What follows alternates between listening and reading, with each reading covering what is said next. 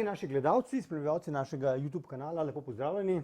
Moj današnji sogovornik je asistent na oddelku za zgodovino Žiga Smolič. Govorila bova pa o stvari, ki je bila precej aktualna v zadnjih dneh. Začenši recimo s tem. 30. avgusta je umrl Mihail Gorbačov, na Zahodu bolj čistlan kot doma, kot človek, ki je spodbudil konec hladne vojne. Midva se bova pa v najinem pogovoru pravzaprav vrnila v samo trdo jedro časa hladne vojne, namreč 2 dni kasneje, 1. septembra letos, pa smo praznovali 61 let od prve konference neuvrščenih v Beogradu. Zdaj, kako se je pravzaprav zdaj to zgodilo? Kako je prišlo do tega gibanja? Kako je Jugoslavija tukaj bila ta nek akter na strani, na neke tretji strani, torej ne na vzhodu, kamor nismo sodili, nismo bili v Varšavskem paktu, kako tudi ne na zahodu. Na drugi strani, vsaj takoj po koncu druge svetovne vojne, bilo relativno malo neodvisnih držav. Pustimo, dobro, Južna Amerika, Azija, Afrika, to je še vse kolonialni svet, čeprav se že začne krhati. Zdaj 50. leta počasi, 60. pa potem eksplozija samostojnosti. Odkot torej zdaj ta vzgib za neuvrščeno gibanje, torej za neko tretjo pot, pa to zdaj ni tretja pot Tonija Blaira, seveda. Vsekakor. Mislim, tukaj je treba vzpostaviti ločnico že v samem začetku med samim gibanjem neuvrščenih in neuvrščeno politiko Jugoslavije. Skratka, dolga pot je, relativno dolga pot je od formacije jugoslovanske neuvrščene politike do tega, ko je Jugoslavija enostavno odda poziv za organizacijo prve konference, ki se na koncu tudi zgodi v samem Beogradu. Zdaj, nek prvi prelomen moment tukaj se sigurno plete okrog samega razhoda z Informbirojem. Ker tukaj enostavno pride do izolacije Jugoslavije, se pravi, govorimo poleg varnostne grožnje, potencialnega napada Sovjetske zveze, imamo v igri še samo politično izolacijo in zraven tega to, kar je morda najbolj boleče, samo ekonomsko blokado celotnega socialističnega bloka, na katerega je Jugoslavija takrat vezan. Zdaj, če se v tem kontekstu recimo referiram na citat nekdanjega jugoslovanskega diplomata Lea Matesa, on je v bistvu zelo dobro strnil to situacijo in rekel, ne moramo govoriti, da je Jugoslavija po razhodu z Informbirojem neuvrščena. Neuvrščena je samo v tem kontekstu, da se ni mogla s kom uvrstiti. Se pravi, z nikomer za uvrstiti, ne da bi pri tem v bistvu ogrozila neke svoje temeljne, temeljne stališče, na katerih je pač bazirala. In v tem obdobju mi enostavno lahko, se pravi, spremljamo približevanje Jugoslavije Zahodu iz neke nujnosti, v katerem je padla, se pravi, iz vidika prejema ekonomskih pomoči in se mi zdi, da v vrhuncu bi lahko rekli tudi v vključitve v tako imenovan Balkanski pakt leta 1952, ko se je Jugoslavija enostavno v bistvu vplete v vojaško zvezo med Grčijo in Turčijo, obema članicama NATO pakta. Se pravi, da tukaj v bistvu lahko že govorimo o tem, da je Jugoslavija že krepko stopila čez rob. In v tem kontekstu je pa treba vzeti v obzir, da je Jugoslavija še vedno socialistična država, ki se kot taka razume in je to nujno za njen nadaljnji politični obstanek. Tako da ta smer, v katero jo je vodilo leto 1948, dolgoročno sigurno ni bila izvedljiva za njeno politično preživetje. Tako da se v bistvu že tukaj v okviru leta 1948 išče nove zunanje politične usmeritve oziroma vsaj povezovanja z preostalimi državami, ki niso ne v enem ne v drugem bloku. Nabor pa teh držav, tako kot si prej povedal, ni obsežen. Enostavno konec 40-ih let, še v začetku 50-ih, govorimo o zelo majhnem številu držav, s katerimi bi se Jugoslavija lahko ideološko gledano upravično povezovala. Recimo v kontekstu Bližnjega vzhoda je to recimo samo Izrael, če tako pogledamo. In tukaj lahko govorimo o nekem razkoraku Jugoslavije med neko pragmatično zunanjo politiko pa idealistično. Ampak skladnje med tema dvema stranema je bilo težko, tako rekoč nemogoče. In tako da, recimo tukaj bi mogoče navedel 2 primera, ki se mi zdita zanimiva. Prvi je recimo primer z Egiptom, še za časa pač Farukove vladavine, ko Jugoslavija pokaže jasne tendence, da bi rada pač nekako spodbudila gospodarske sodelovanje s to državo, istočasno pa je pač to delovanje vod v neke protislovne poteze. Se pravi, v bistvu govorimo o tem, da so 3 jugoslovanski predstavniki v Egiptu med letom 47 in 52 sodelovali z opozicijskimi komunističnimi skupinami v Egiptu. Ne? Istočasno, ko so želeli za Farukovo vladavino vzpostaviti boljše odnose. Ne? In to pride do takih absurdov, da govorimo o tem, da razen enega predstavnika, ki je tako in tako pobegnil v času razhoda z Informbirojem v Sovjetsko zvezo, govorim o dveh, Šahim Pašiću in Nijazu Dizdareviću, ki sta bila dobesedno izgnana iz Egipta zaradi sodelovanja s komunisti. Dizdarević je celo odprto v začetku leta 52 sodeloval na protestih v Kairu, ne? In bil celo zaprt zaradi tega. Skratka, mogoče tukaj en tak primer, kako je Jugoslavija kolebala med tem, kaj je na nivoju gospodarstva želela doseči, ampak še vedno ji politični ideali niso popolnoma dopustili tega, da bi se podredila tem nekim materialnim realnostim, v katerem je bilo opeta iz vidika sodelovanja z državami. Kako pa zdaj postane Jugoslavija pravzaprav ta vodilna, trojica?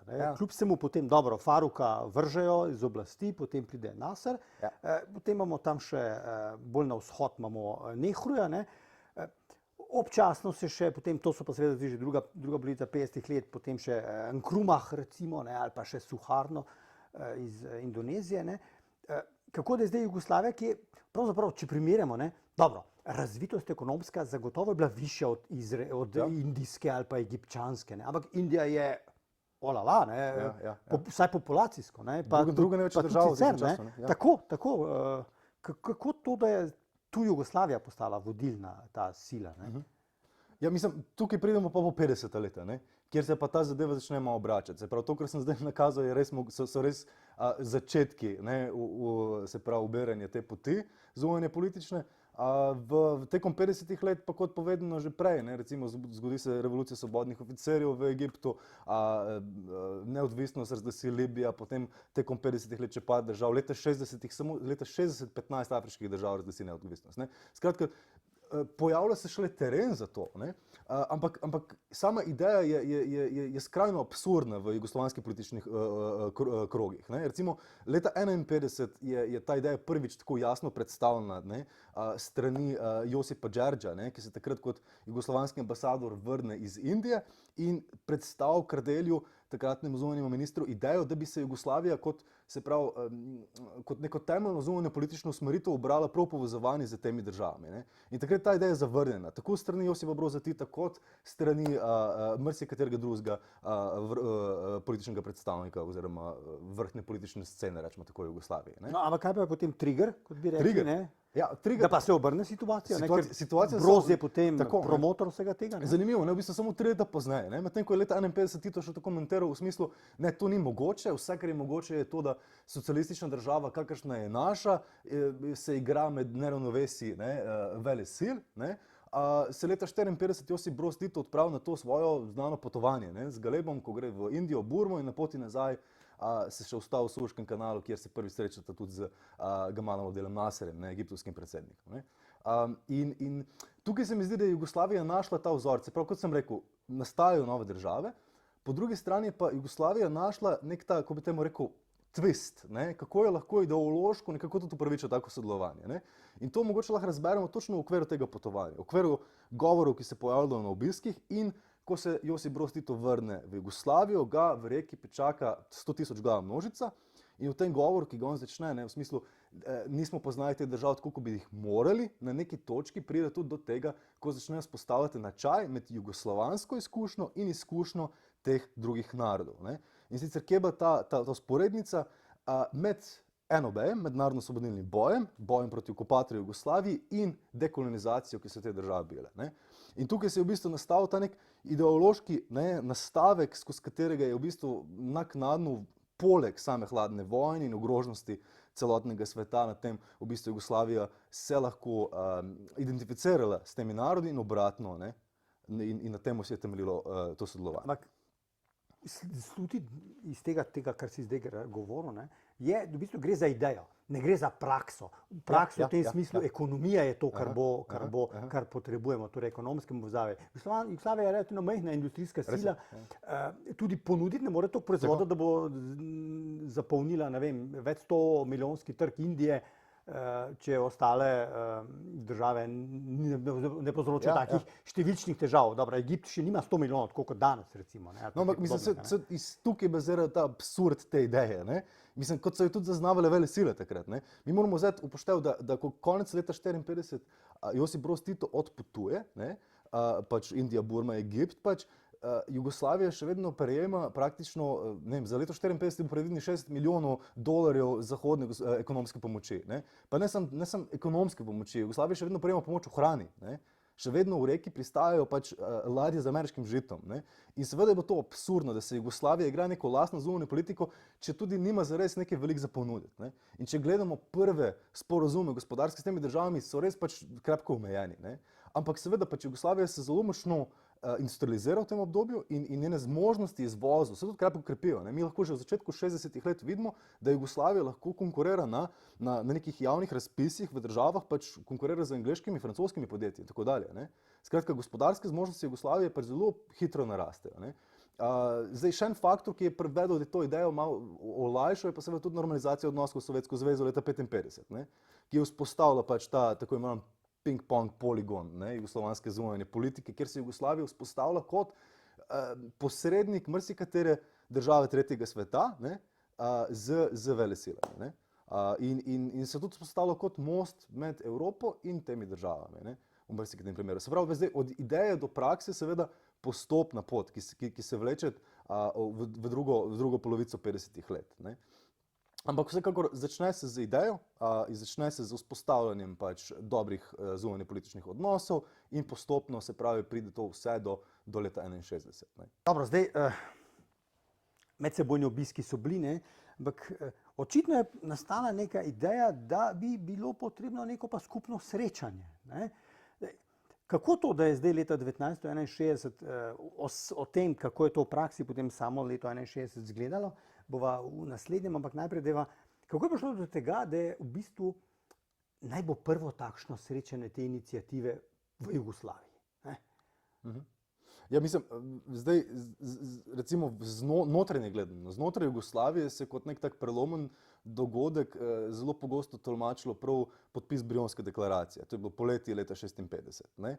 Ko se pravi, na Brionih sestanejo Nasser, egiptovski predsednik Nasser, indijski premijer Nehru in Josip Broz Tito in podpišejo to deklaracijo. Zdaj, ta deklaracija je bila nekakšen poziv k prekinitvi hladne vojne, k prekinitvi obraževalne tekme, spoštovanje soodločbe narodov in take zadeve. Se pravi, neke neuvrščene ideje, ki so bile tudi v sami prvi konferenciji prisotne. Ne? Ampak to se je znotraj Jugoslavije tolmačilo kot neposredni korak k sami organizaciji. Ne? Ampak v realnosti je šlo za ločen dogodek, ne? Ki ni imel zares pomena za samo organizacijo konference. In tudi recimo jugoslovanski diplomat Leo Mates je konkretno piše o tem, da je bil Nehru tukaj na poluradnem obisku, da je Nehru zelo dolg čas obotavljal pri samem podpisu deklaracije. Ne. Celo podal izjavo, da pač je svet preplavljen z deklaracijami, da ne rabijo še ene. Poskušal nekako oblažiti cel ton te deklaracije in tako dalje. Skratka, tako da ta dogodek zares ni bil tako relevanten, kot se ga je predstavljalo. Ne. Kaj pa Bandunška konferenca? Ja, se bi lahko mišli tja. Bandung je, ne, ampak seveda bila je v bistvu regionalno postavljena. Se pravi, Bandung je bil pač konferenca, ki je združeval afriške in azijske države. Ne. In konec koncev, če bi zelo poenostavili Bandung je bil zelo vplivna referenca za samo gibanje neuvrščenih, brez dvoma. Ne. Ampak če bi zdaj zelo poenostavili zadevo, bi rekel, da tukaj se gre iz vidika jugoslovanske iniciative samo to, da se doda še eno evropsko državo noter v celo zadevo, seveda, ne, tudi za Južno Ameriko potem naknadno. Ne. Ampak tako da Bandung definitivno je referenca, ne moramo ga pa tolmačiti kot nekaj, kar je neposredno vodilo do gibanja neuvrščenih. Kot predkonferenca. Definitivno ne. No, okej, v redu. Ampak mogoče naj še dodati na to. Se pravi, prelom v 60. leta je tukaj ključen. Naredijo se neke mednarodne okoliščine, ki enostavno tudi naredijo boljši teren za sklic take konference. Ne? Se pravi, vemo, kako se 60. leta začnejo od sestrelitve ameriškega letala U-2 na sovjetskem prostoru. Imamo tenzije med ZDA in Kubo, vojne v Alžiriji, Angoliji, Vietnam. Ne? Skratka, teren je idealen za sklic take konference. Prelomen moment je pa seveda novo Titovo potovanje v februarju 1961, ko Tito v bistvu odpravil na praktično najdaljše diplomatsko potovanje v njegovi karieri. Ne. V bistvu 72 dni, v katerih obiščejo z delegacijo več kot 100 uradnikov, skratka, to je bila velika zadeva, se obišče 8 različnih afriških držav in praktično nemudoma, ko izpluje Galeb, se pošlje telegrame neki izbrani selekciji državnikov z povabilom, ne na konferenco, ne, to je poudarek, ne nas vabijo na konferenco, ampak k organizaciji konference. Ne. Se pravi, tukaj ni bilo zato, da bi Jugoslavija že avtomatsko organizirala konferenco, ampak na neki zelo demokratičen način pozvala države, da jo skupaj zorganizirajo. Ne. In zadeva je šla ok, se pravi, vse povabljene države so potrdile udeležbo oziroma sodelovanje pri organizaciji, razen ena sama. Ne.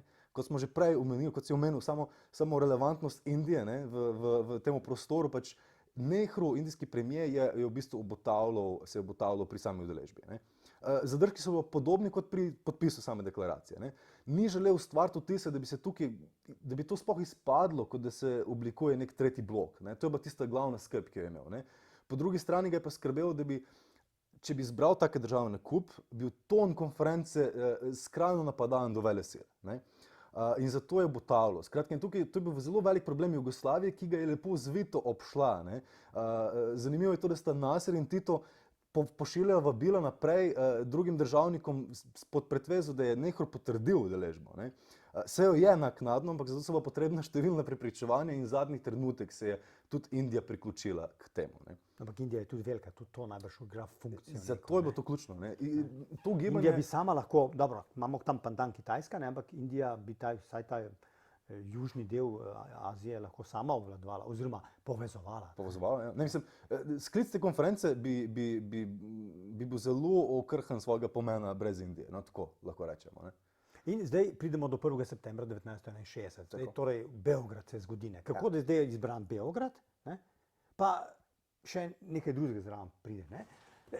To je logistično kompleksna stvar. Ne? Tu je toliko in toliko ljudi, toliko in toliko jezikov, ti rabiš prevajalce, rabiš hotele, rabiš velik prostor, v katerem se to odvija in tako naprej. Kako je bilo to zdaj izpeljano? Ne? Torej, začniva najprej, zakaj Beograd, potem pa kako so to v praksi uspeli izvesti. Ampak pa ta tehnični, zdaj pustiva vsebino itak smo pravzaprav že.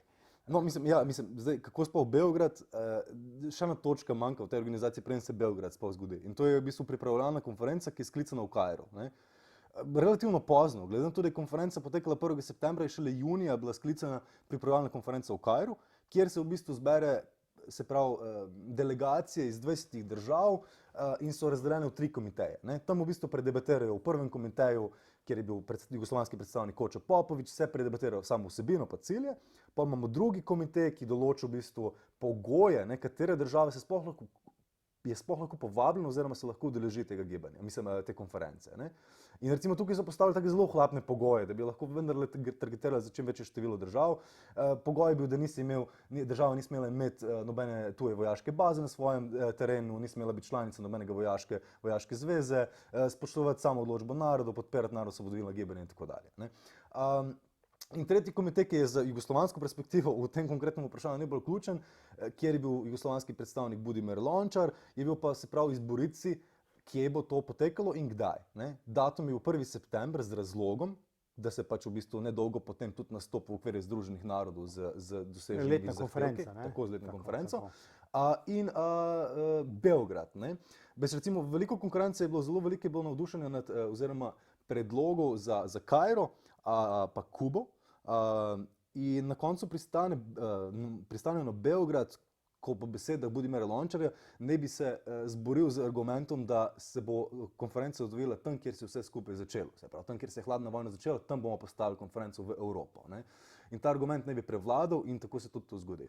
Skratka, časa je zelo malo, ko se določi samo lokacijo. 2 meseca. Ja, ne. In v tem kontekstu je pač treba na hitro pripraviti, kar se pač za tako konferenco da. Ne. Se pravi, ja, poleg cele logistike, kako sploh speljati, se pravi, tako in tako število, 25 držav je prišlo, ampak ne govorimo samo o vrhnih političnih predstavnikih, govorimo o celih aparatih, novinarjev in tako dalje. Ne.